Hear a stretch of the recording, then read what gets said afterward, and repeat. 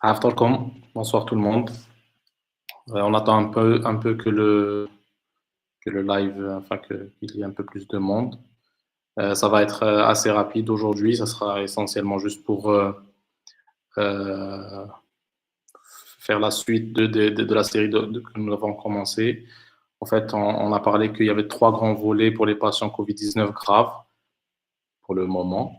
Et à mon avis, c'est les 3 volets sur lesquels nous pouvons agir, surtout nous réanimateurs et, et en Algérie.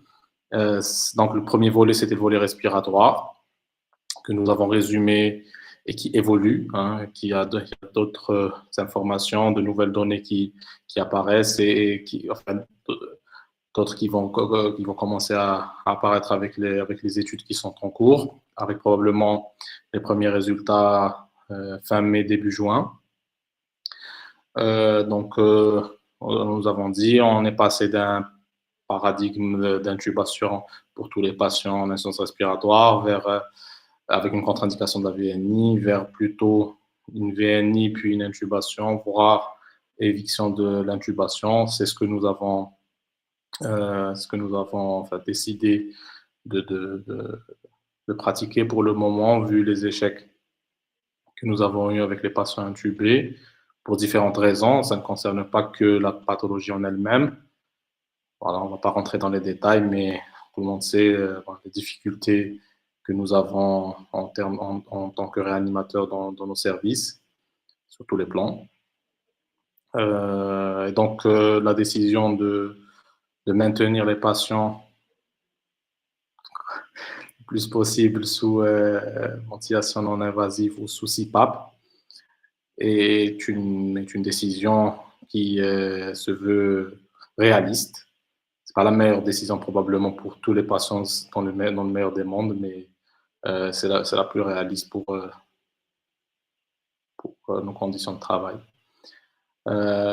Donc, après ça, et bien sûr, c'est basé sur des éléments physiopathologiques et des études, comme nous l'avons dit précédemment. Puis nous avons parlé du volet thrombotique aussi. Hein, là, on s'attache à être le plus possible proche des recommandations des grandes sociétés savantes étrangères et bien sûr, nous avons dit,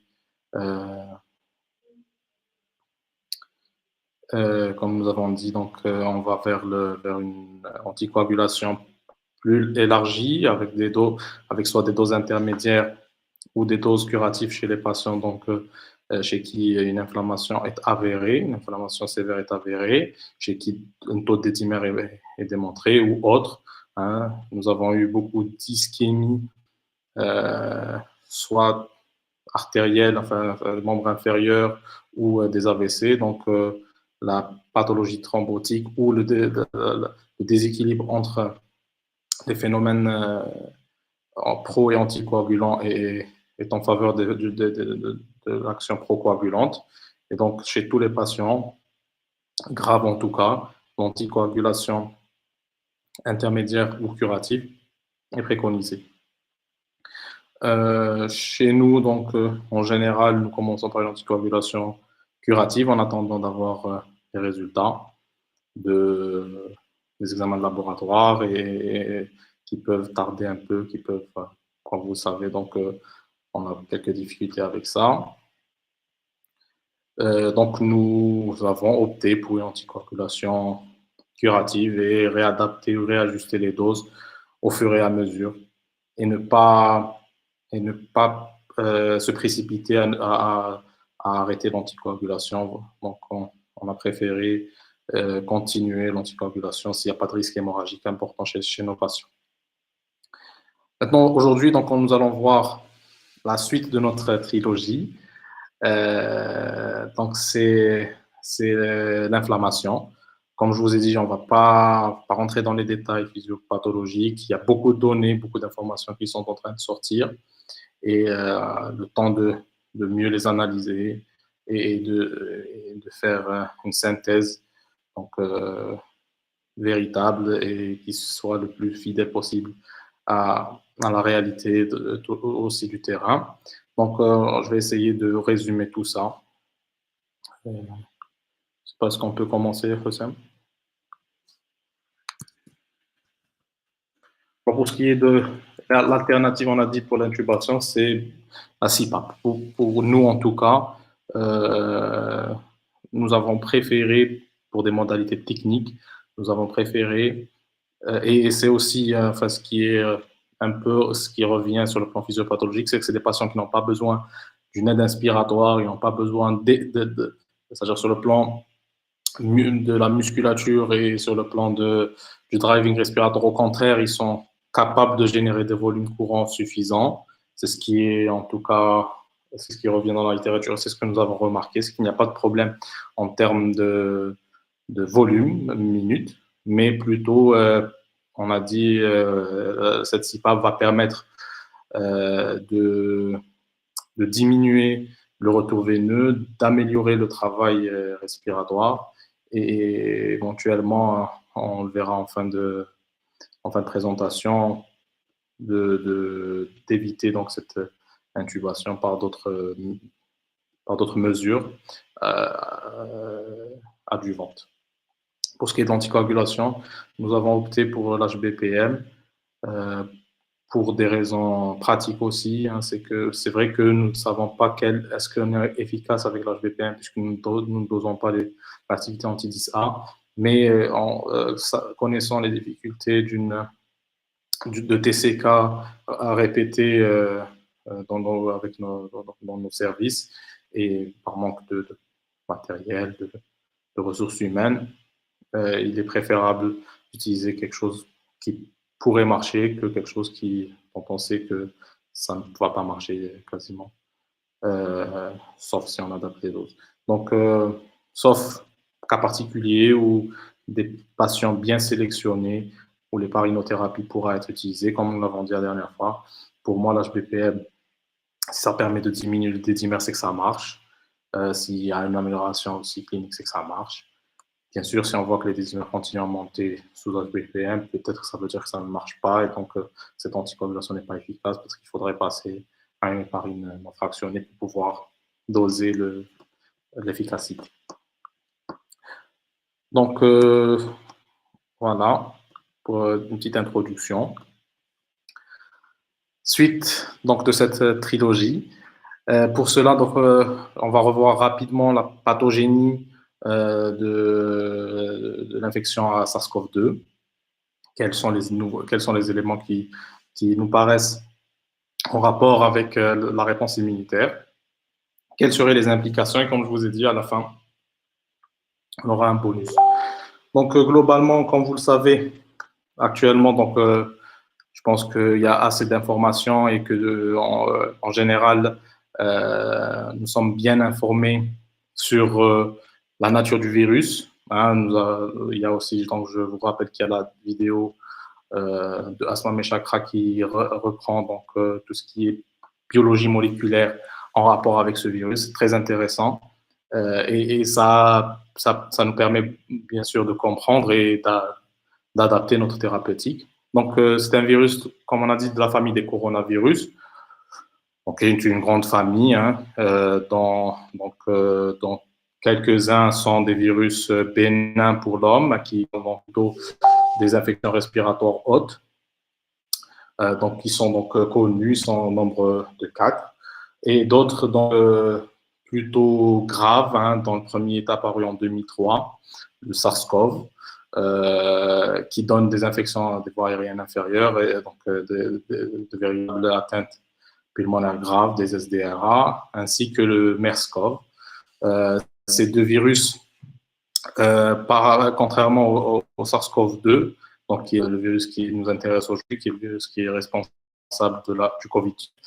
Donc le SARS-CoV-1, SARS-CoV et le MERS-CoV sont des virus qui infectent essentiellement les voies aériennes inférieures, alors que le SARS-CoV-2 pourrait ou peut infecter autant les voies aériennes supérieures que les voies aériennes inférieures, probablement selon les réponses immunitaires, mais c'est ce qui fait un peu sa gravité. C'est que autant le SARS-CoV est grave parce qu'il infecte le parenchyme pulmonaire, mais il est peu transmissible vu que pour qu'il soit transmissible, il doit infecter le voie inférieure. Donc, le poumon, il sera grave chez ce patient, donc on pourra l'isoler facilement et on pourra l'identifier facilement. Alors que le SARS-CoV-2, il infecte les voies aériennes supérieures, peut-être asymptomatique ou aussi symptomatique.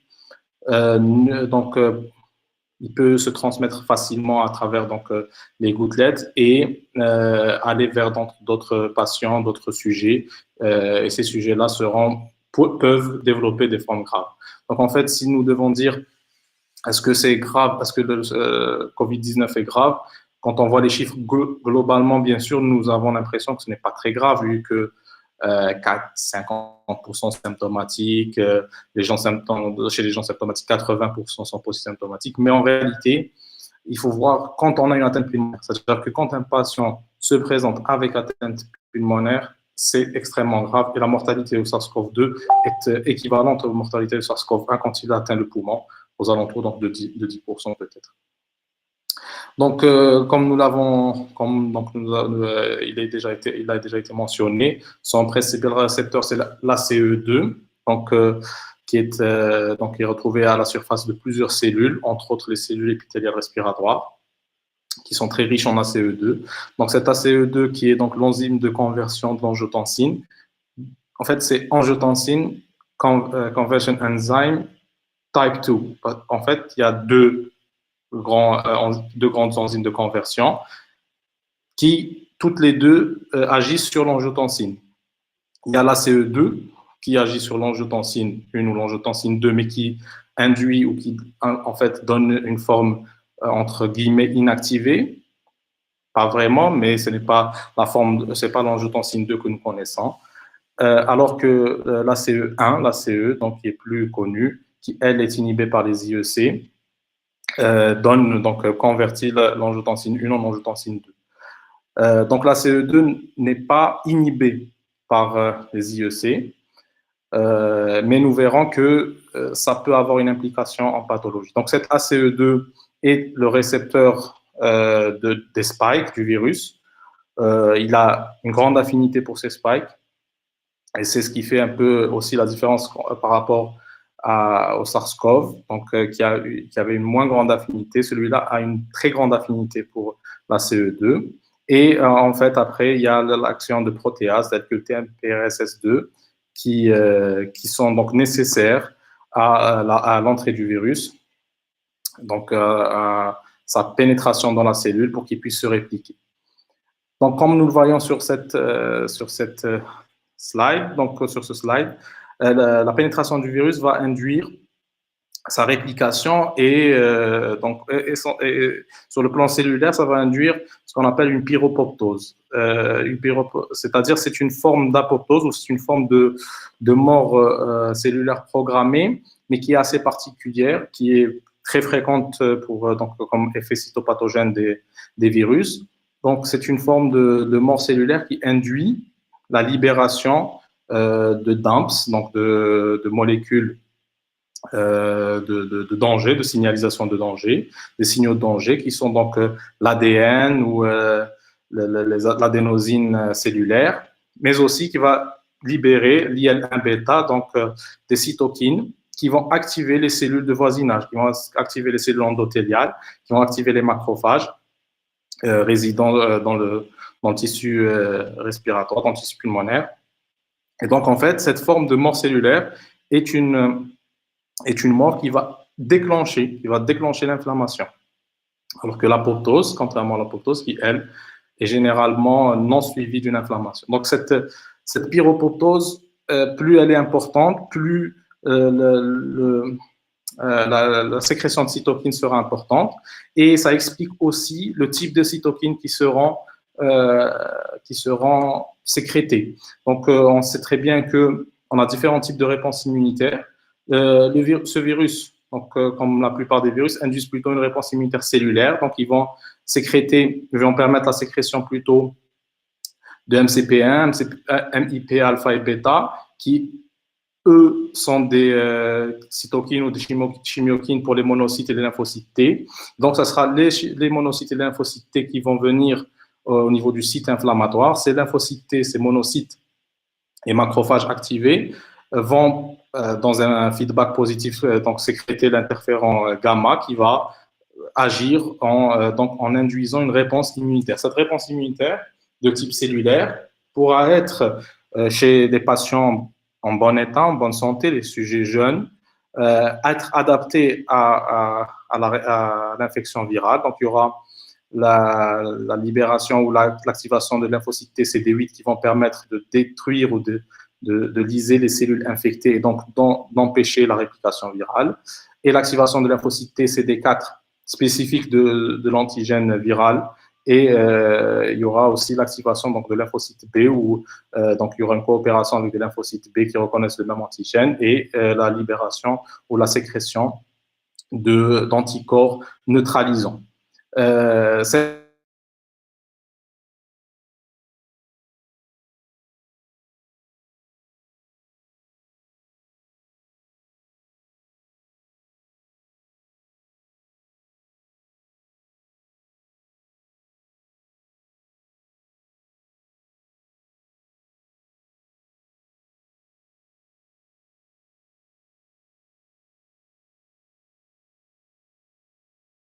cette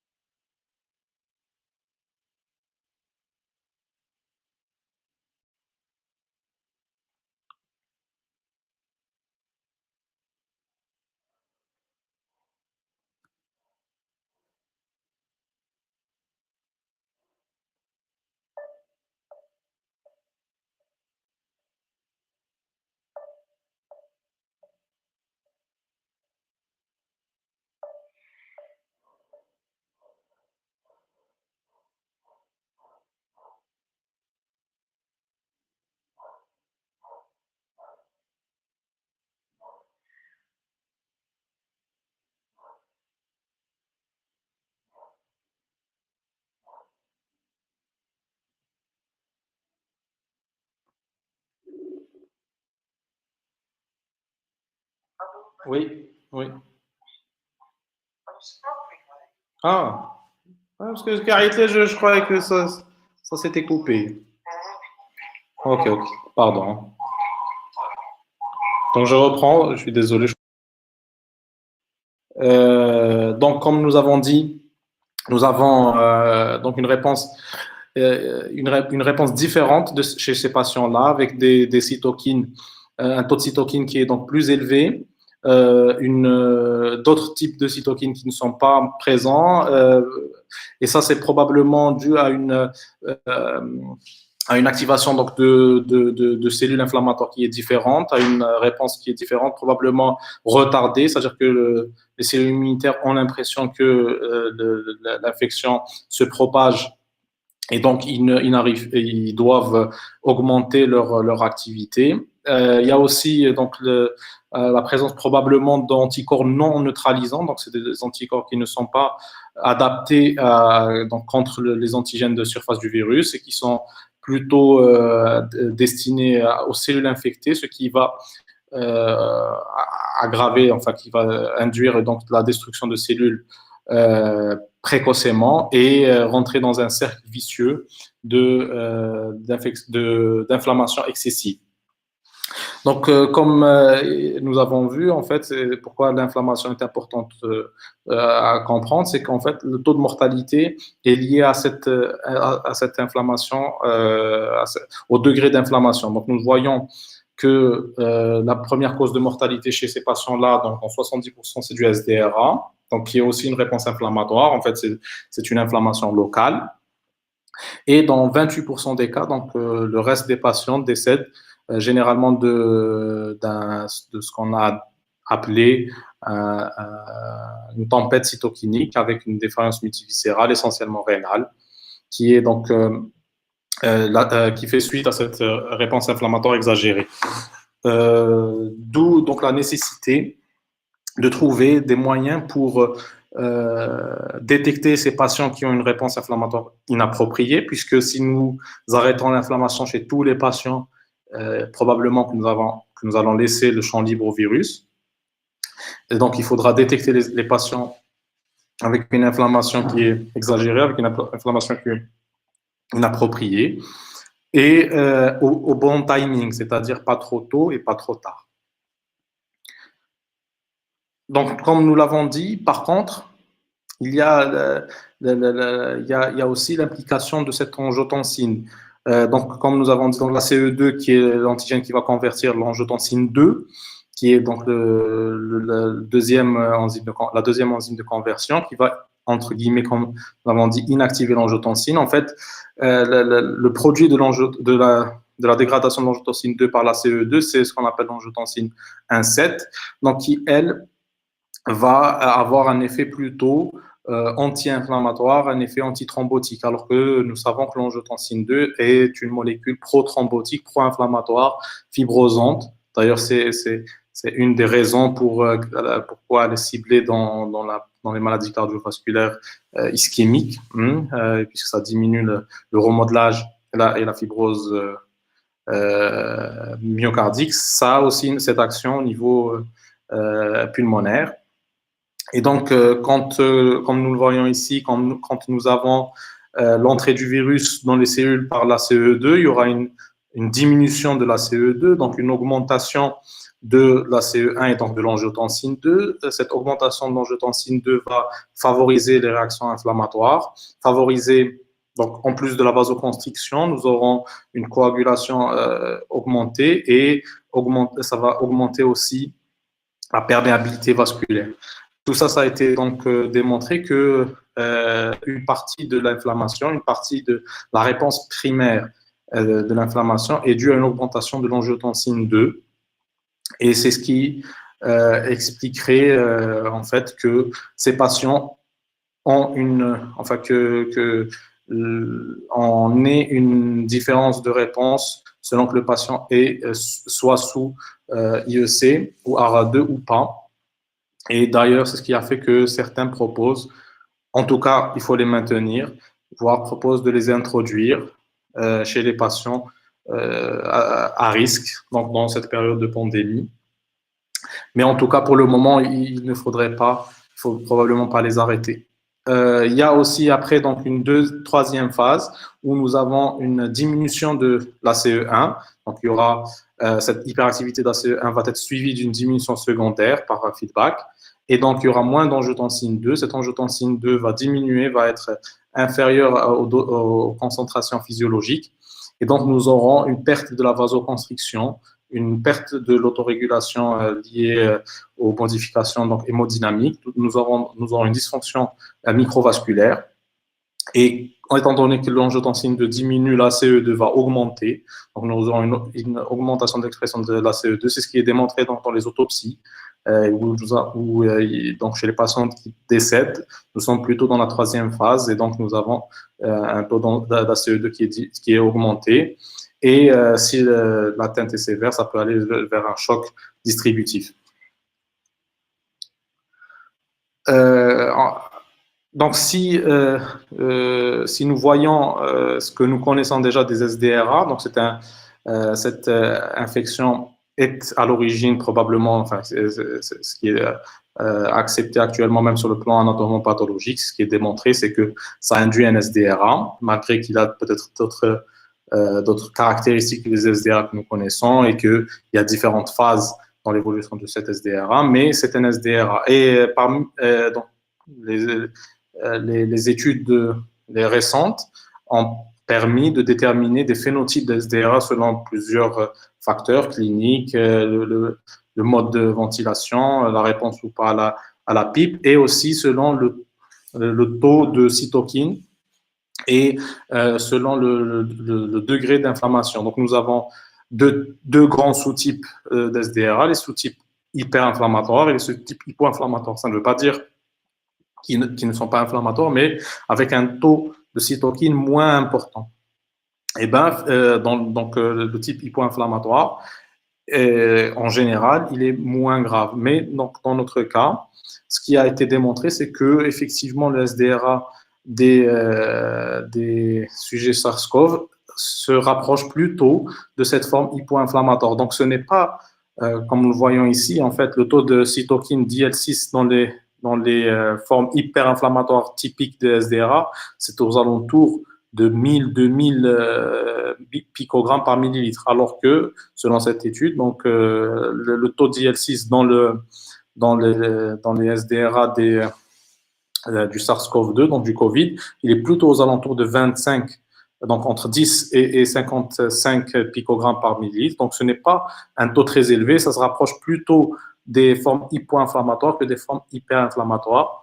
Et ça fait que, en fait, nous ne pouvons pas indiquer de donner des anti-inflammatoires à haute dose chez ces patients-là parce que donc, ce n'est pas une forme hyper-inflammatoire et ce n'est pas la tempête cytokinique typique que nous connaissons donc, dans les autres SDRA, qui est plus importante dans les autres SDRA non à COVID-19.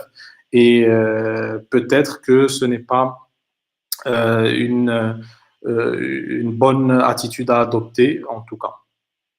Donc, ce qui est, après ça, ce qui a été repris, donc globalement comme proposition thérapeutique potentielle, donc les implications de cette connaissance, c'est bien sûr d'agir sur les spikes, d'éviter que le virus n'interagisse avec la CE2 en donnant soit des anticorps qui reprennent donc la CE2 et qui sont solubles, donc des ACE2 solubles qui vont éviter que le virus pénètre se fixe sur la cellule, ou alors inhiber la protéase qui permet la pénétration du virus, la TMPRSS2, donc des inhibiteurs de TMPRSS2, ou de faire soit des filtrations ou des agents, des anticorps qui vont bloquer les cytokines.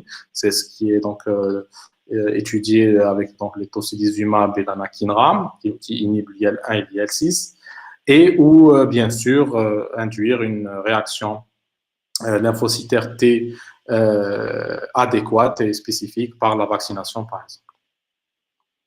Et ce qui est résumé, en fait, c'est que c'est une pathologie qui est évolutive.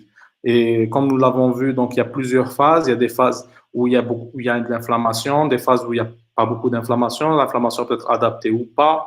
Il y a des phases avec beaucoup d'angiotensine 2, d'autres avec une angiotensine 2 qui est plutôt basse. Et tout ça est résumé par ce papier de Siddiqui.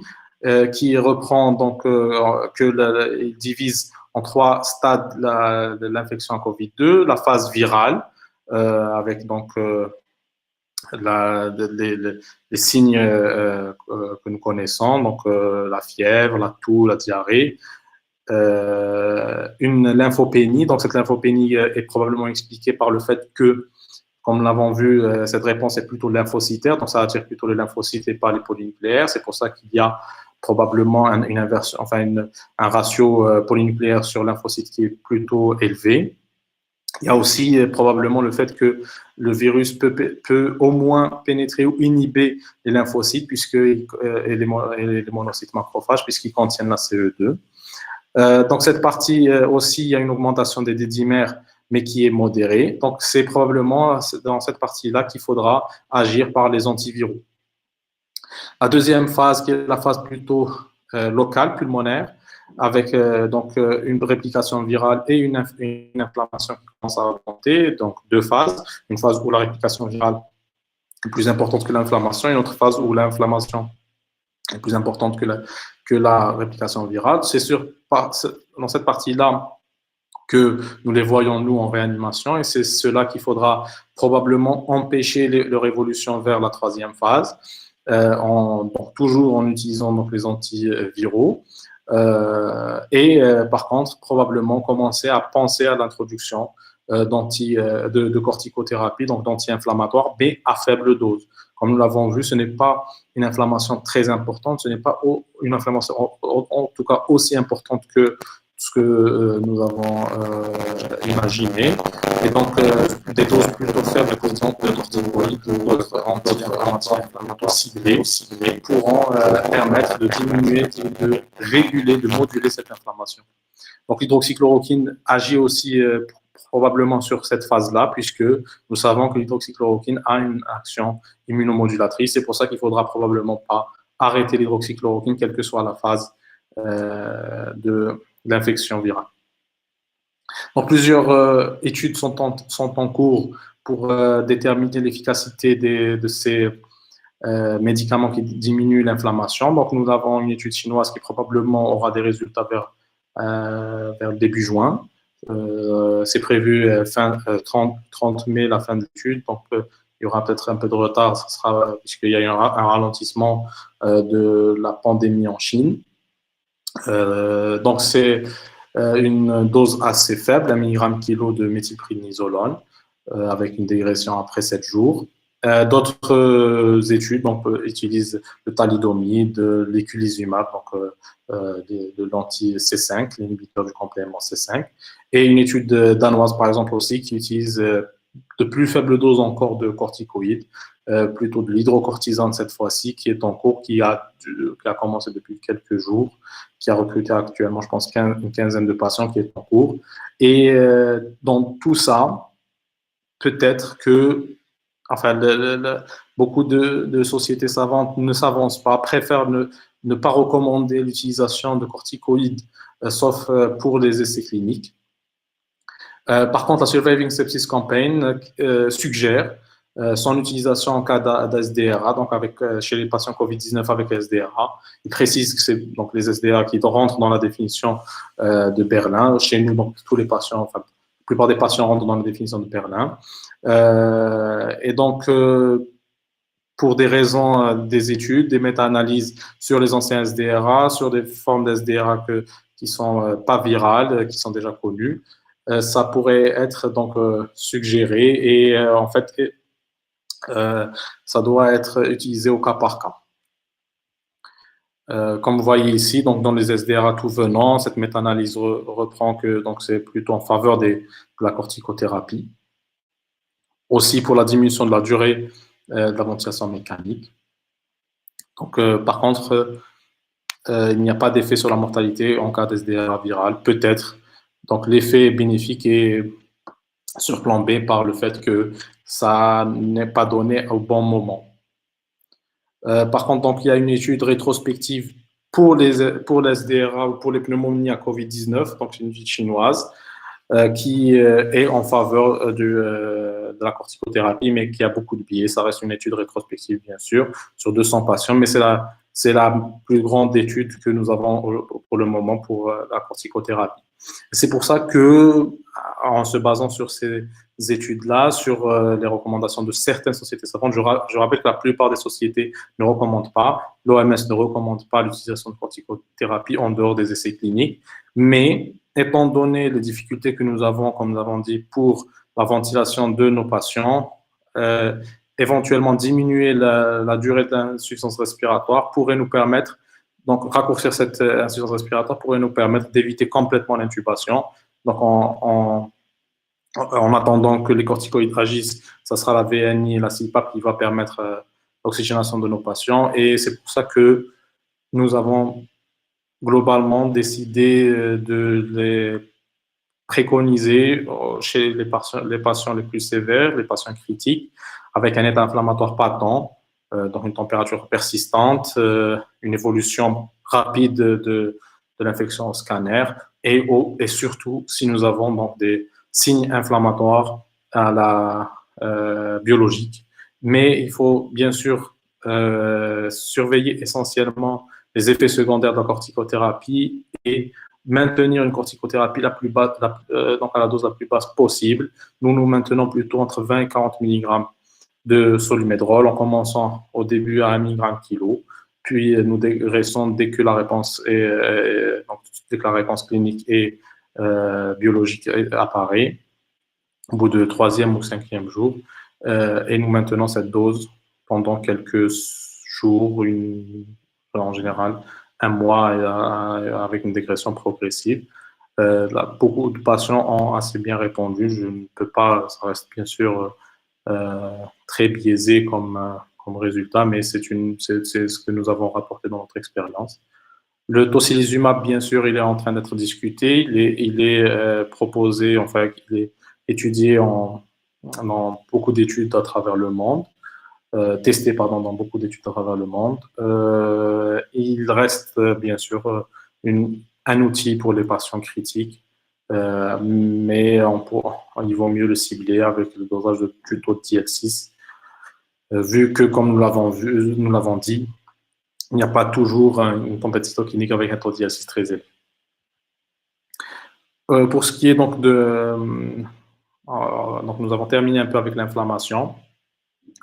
Je voulais parler un peu d'un petit chapitre que je trouve important. L'action chez les patients avec ventilation spontanée, chez qui nous faisons donc des CPAP, comme nous l'avons dit, ça permet de diminuer l'œdème et le retour veineux. Et ça va permettre donc de casser ce vortex,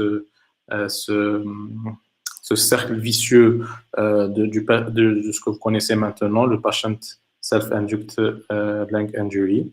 Donc, l'SDA, enfin, l'atteinte pulmonaire induite par le patient, par la ventilation spontanée du patient, qui, comme nous l'avons dit, c'est un œdème lésionnel qui est dû à une respiration trop importante, à une pression intrathoracique trop négative, qui induit un stress sur les alvéoles.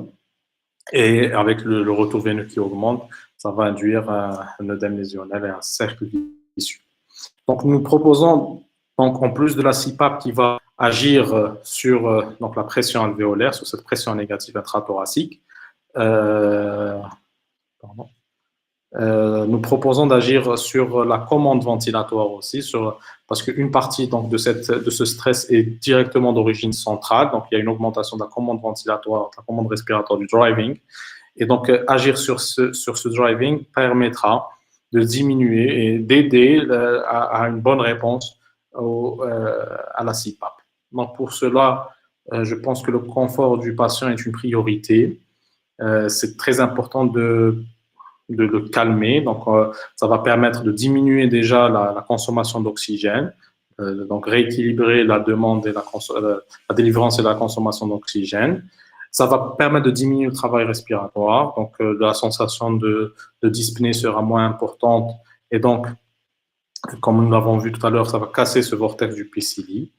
Et peut-être aussi, et c'est démontré chez les patients avec ventilation mécanique et sous CPAP, que la diminution du débit cardiaque va permettre de diminuer l'hypoxémie, va permettre de diminuer le shunt par plusieurs mécanismes, nous ne pouvons pas entrer dans les détails. Deux grands mécanismes, en fait, c'est le débit cardiaque. Quand on diminue le débit cardiaque, on permet d'avoir un meilleur temps de contact entre le sang et l'alvéole, donc un meilleur temps de diffusion, qui est capital quand nous avons un trouble de la diffusion et quand nous avons des shunts importants.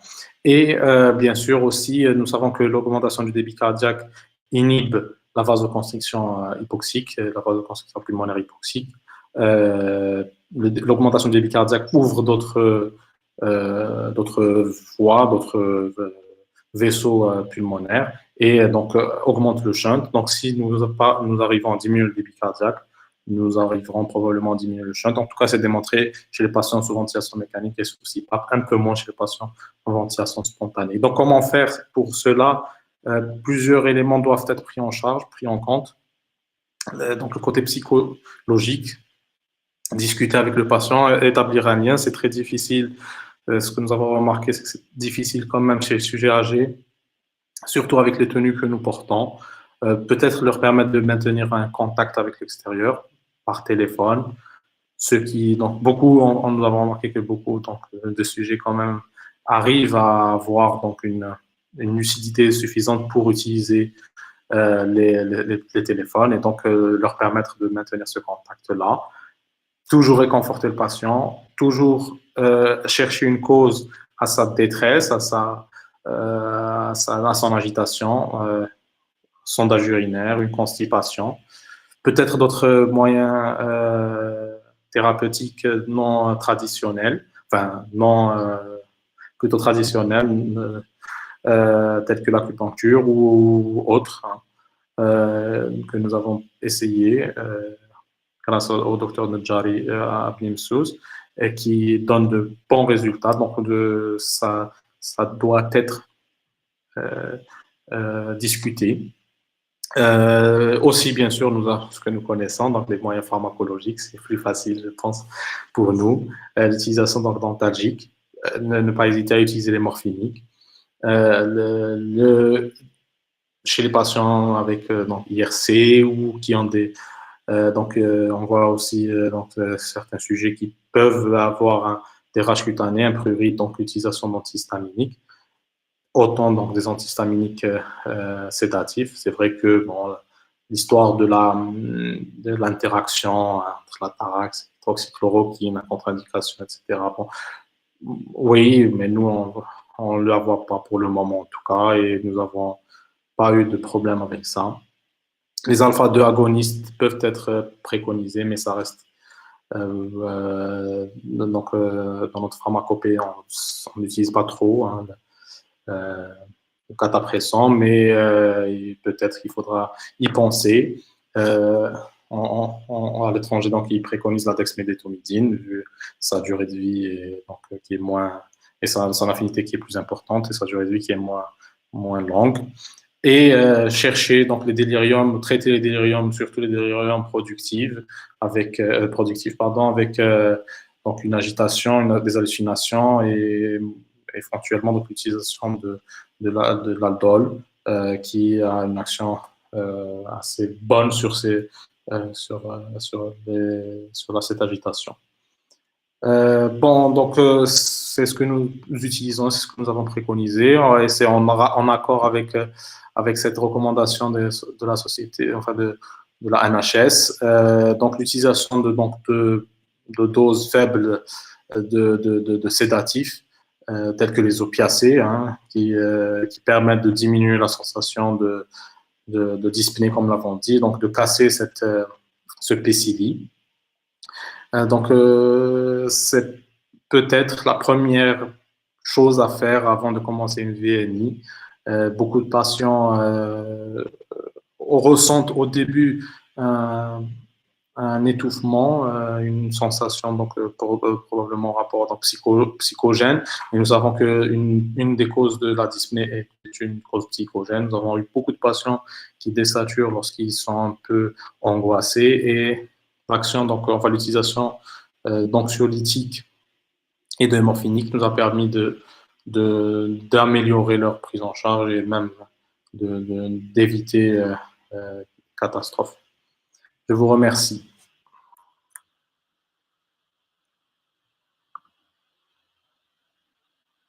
Alors, je pense que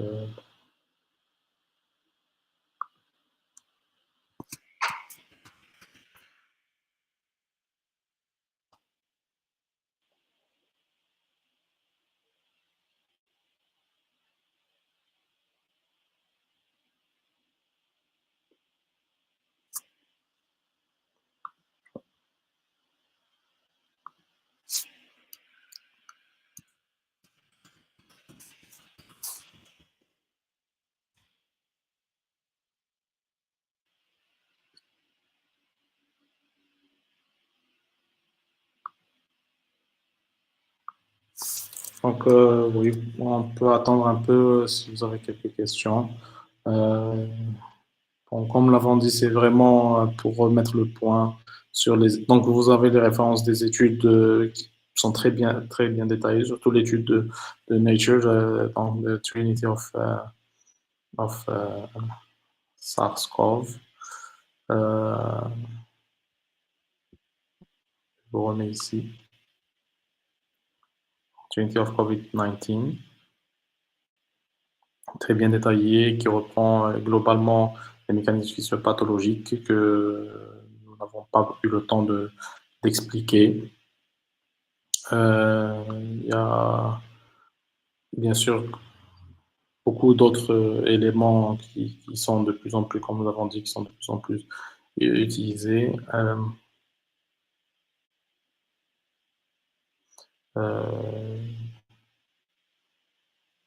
Donc, je pense que s'il n'y a pas de questions, un peu globalement. Et c'est une très bonne remarque, c'est ça ce qu'on utilise, c'est la CPAP de Pousignac. Et comme nous l'avons dit, bon, c'est de bons résultats, mais c'est pas. En fait, nous n'avons pas une population très importante en termes de nombre de patients, hein, il faut le dire. Il n'y a pas eu le grand rush de patients graves, en tout cas parce qu'ils meurent très rapidement. Mais effectivement, hein, c'est ce que nous utilisons hein, par souci technique. Et c'est ce qui est recommandé, c'est utiliser la CPAP comme nous l'avons dit. Et donc, il faut adapter ça et probablement utiliser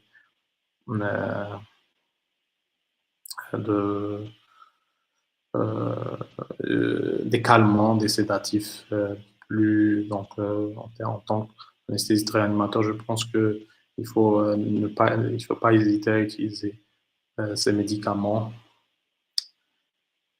Voilà, en fait, dans l'article, c'est très bien expliqué et ce que nous avons dit, c'est globalement les sujets, donc, ce qui est montré ici dans cette plaque. Donc voilà, les sujets âgés sont probablement donc ont une réponse immunitaire qui tarde à se mettre en place. Ce retard de mise en place de la réponse immunitaire est dû probablement à une sénescence des cellules dendritiques, va induire une mauvaise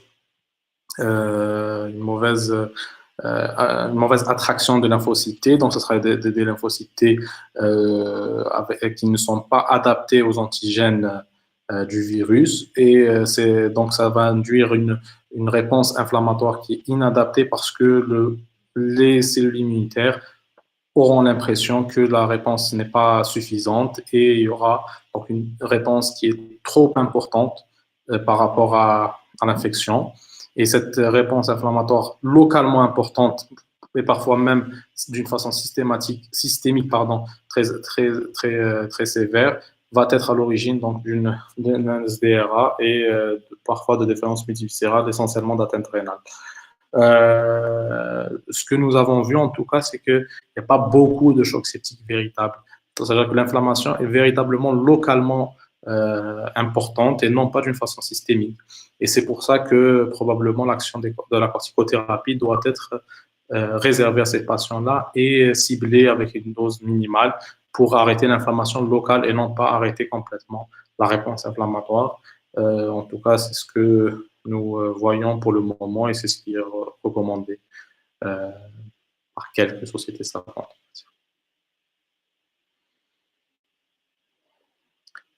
Oui, il peut y avoir si les doses ne sont pas sont trop importantes, bien sûr, mais comme ce que nous avons remarqué, ce qui est remarqué aussi par plusieurs équipes, c'est que les centres respirateurs sont très stimulés dans cette pathologie.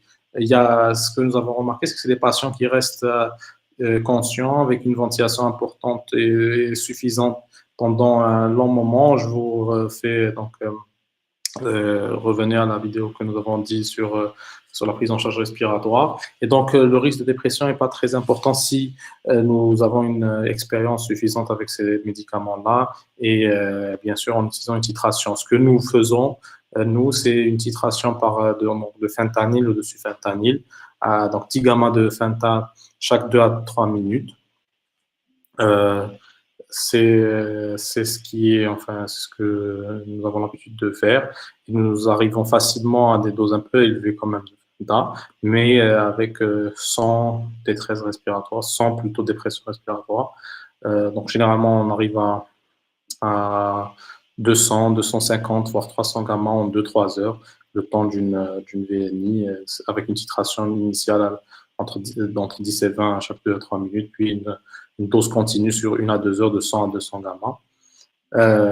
Et donc, bien sûr, ça dépend du type des patients. Je vous dis ça, c'est des patients de 80 ans hein, qui arrivent à ces doses-là. Donc, les patients plus jeunes peuvent arriver à des doses plus importantes, sans dépression respiratoire, mais avec une réponse ventilatoire spectaculaire. Bien sûr, il faut savoir, vous savez très bien qu'il y a les effets secondaires. Il faut bien sûr donc, probablement sonder tous ces patients-là qui sont sous morphinique. Il faut utiliser avec parcimonie ces médicaments vu le risque de sevrage. Pardon. Alors, sur le plan clinique, ce que nous voyons, c'est des fièvres qui sont importantes et qui ne répondent pas ou répondent très peu aux antipyrétiques. Donc, nous avons un 39 de température chez un patient qui a 5000 de blanc, hein, qui a 5000 ou 6000 polynucléaires, 600, 700 lymphocytes. Donc, c'est véritablement pas une infection bactérienne. Les polynucléaires augmentent par contre en fin de pathologie généralement avant, euh,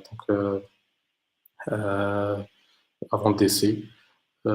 Mais en général, si nous avons une inflammation importante systémique et que nous avons une réponse à type de fièvre importante, c'est le signe clinique qu'on voit. Mais sinon, c'est plutôt biologique comme signe d'exagération d'inflammation. Donc, c'est la CRP, 100 à 150. Quand ça dépasse 150, c'est plutôt. Donc, vous voyez, par exemple, un taux de polynucléaire normal avec une CRP à 150, c'est vraiment une inflammation d'origine virale. Avec aussi le taux d'LDH, le taux de dédimère. Aussi, c'est des fibrinogènes, donc qui dépassent facilement les 7 grammes par litre. Et donc, après, sur ces données-là, nous préconisons donc l'utilisation de psychothérapie à faible dose chez les patients sévères. En tout cas, il y a eu quelques effets secondaires. Il y a des effets secondaires, bien sûr. Plus, bien sûr, tout ce qui est risque de surinfection. Et il faut donc screener, dépister les troubles métaboliques, essentiellement l'hyperglycémie, l'hypokaliémie et les troubles infectieux secondaires.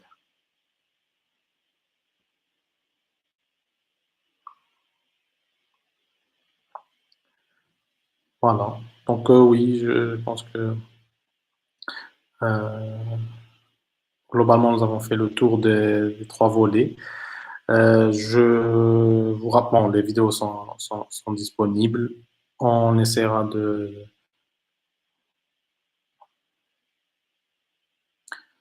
Pour l'hydroxychloroquine, ça reste assez, à mon avis, c'est encore trop tôt pour affirmer complètement son efficacité chez les patients graves. Je dis que ça a permis une réponse virale assez bonne, je pense.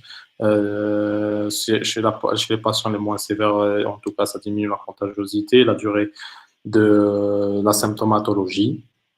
Chez les patients sévères, ça peut être un élément adjuvant, comme nous l'avons dit, ça a un effet immunomodulateur, mais ce n'est pas, je veux dire, ce n'est pas miraculeux en tout cas. C'est pas le miracle qui est promis par certains milieux, mais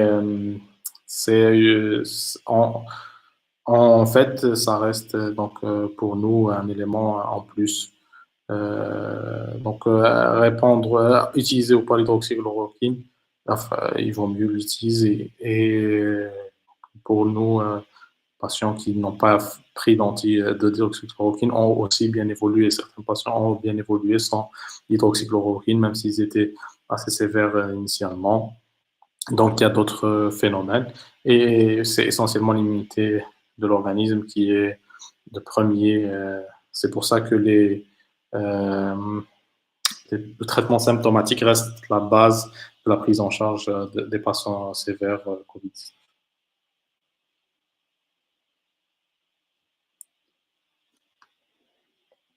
Je vous remercie. Voilà.